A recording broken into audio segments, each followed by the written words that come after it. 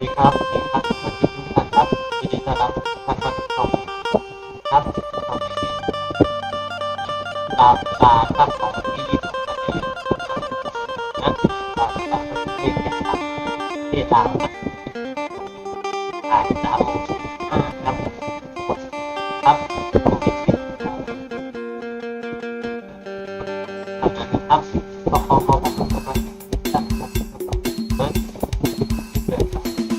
รับ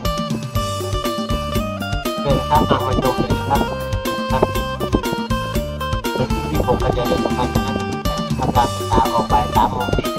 ครับเด็ก9กับนะชุดบินนะครับ2 3 4 5 6นะครับ9ครับส่วนตัวเกี่ยวก็เน้นที่9 3 3 9ครับที่9 9ครับดีมากครับไปเมื่อวานนี้ก็เข้าแบบเต็มๆนะให้1 กับ 2มา1 1 2ครับมาสำหรับสายรูดนะสายเจาะก็อย่าลืมจับคู่กันเองละ9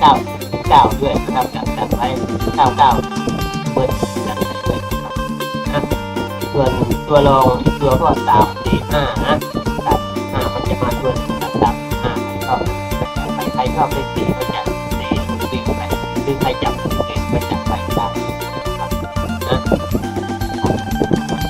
ครับ3 3 9ครับมี6ด้วยนะ9กับ6แต่ของอาจารย์ไม่ค่อยจะคาดเคลื่อนนะ9คือ9ไม่ค่อยจะไปตะวันหัวตะวัน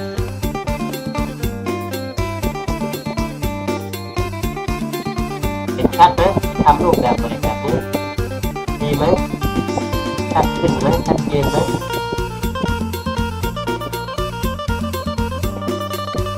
ใครจะก๊อปไปส่งฝากเพื่อนฝากอะไรก็ได้นะแต่ให้เขากดติดตามใจเลยก็ได้เขาจะได้มาฟังคำพูดอธิบายได้ถูกต้องนะครับบางทีก็งงๆเหมือนกันนะเพราะว่าอาจารย์ไม่พูดอะไรก็อาจจะ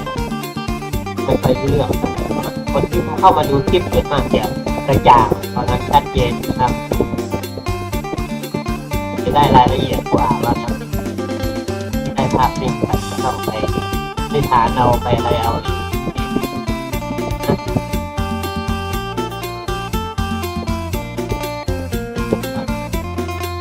2 3 4 5 6ครับ